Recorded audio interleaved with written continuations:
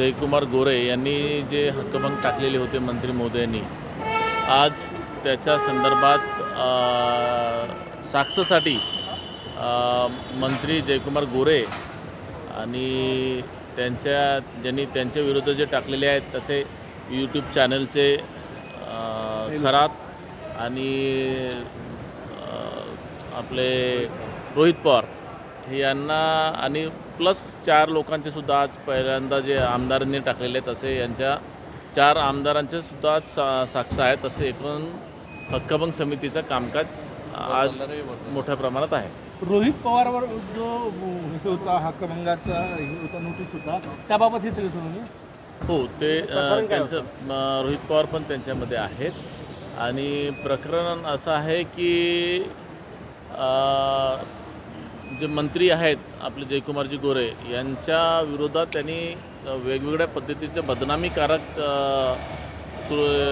चित्र म्हणा किंवा व्हिडिओ म्हणा असं काही केलं होतं आणि त्याच्यामुळे त्यांनी 3 जणांविरुद्ध त्यांनी तो अर्ज सादर केला होता माननीय अध्यक्ष महोदयांकडे आणि अध्यक्ष महोदयांनी ते हक्कभंग समितीकडे पाठवलं आणि त्यामुळे 3 जणांची आम्ही सुरुवात केलं.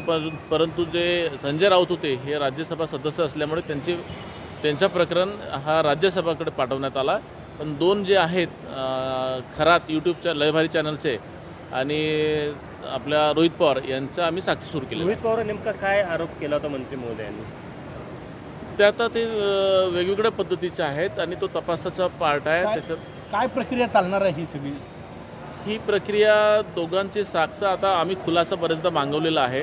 आता अंतिम टप्प्यामध्ये आम्ही ते खुलासाच्या नंतर जे साक्ष असते ते साक्ष आम्ही आता घेतोय आणि लवकर अपेक्षित आहे 2-3 साक्षामध्ये त्याच्यानंतर आम्ही निर्णय देऊ. जर यामध्ये दोषी आढळले तर काय शिक्षेची तरतूद असू शकते? कुठल्या गोष्टींना सामोरं? नक्कीच याच्यामध्ये अनेक प्रकरणामध्ये जर पाहिलं आपण 2 दिवसापासून तर अनेक दिवसपर्यंत आपण शिक्षेची सजा त्याचं प्रावधान आहे आणि योग्य जर आढळलं समितीपुढे तर नक्कीच त्याच्यावरती कारवाई होईल. अविनाश ताम्हणकरचं नामांकन अर्ज भरत असताना तुम्ही केले नाही, नाराज असल्याची चर्चा होती, नेमकं नाही नाराजी वगैरेचं नाही आहे.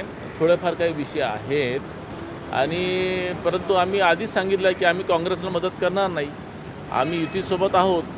आता आमचा प्रश्न एकच असते की तुम्हाला जेव्हा निवडणूक आली की बरोबर तुम्ही फोन करता, आठवण येते, परंतु जेव्हा तुमचा स्वार्थ नसला, जर एखादा माझ्या विधानसभेच्या फॉर्म भरताना वेळेस सुद्धा भारतीय जनता पक्षाचा एकही नेता आला नव्हता, त्यावेळेस आम्ही कोणावरती काही बोललो नाही, कोणाला राग पण नाही केला.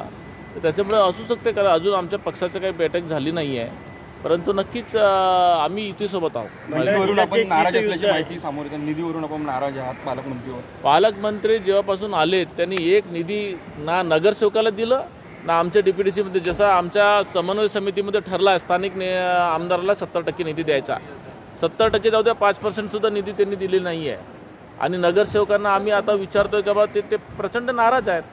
तुम्ही नगरसेवकाला मित्रपक्ष म्हणून सांभाळत नाही तर तुमच्या पाठीमागे कसे नगरसेवक राहतील, हा सुद्धा अनेक प्रश्न आहे. शिवसेनेचे नगरसेवक निधीला घेऊन नाराज आहे का आणि त्यांची नाराजी या निवडणुकीत पाहायला मिळू शकते का? नाही, नाराज तर आहेत, परंतु ते आम्ही योग्य वेळी सोडवण्याचा प्रयत्न करू. शीतयुद्धाचा परिणाम निवडणुकीच्या मतांच्या फाटाफुटीवर होईल? नाही, अजिबात होणार नाही असं मला वाटत नाही. विधान भवनामध्ये हाणामारी झाली होती, हे प्रकरण कुठपर्यंत आलं? हक्कभंग समिती बोलावून त्या प्रकरणात कोण दोषी आढळलं? परिसरामध्ये जे हाणामारी झाली त्याच्यामध्ये 2 जणाला आम्ही शिक्षा दिलेली आहे. एक मला वाटतं देशमुख आणि एक दुसरं गोंधळ, हे 2 जणांची शिक्षा, तो आता प्रकरण संपलेलं आहे. भंडारा जिल्ह्यात तुमचे किती नगरसेवक मतदारसंघ? सचिन या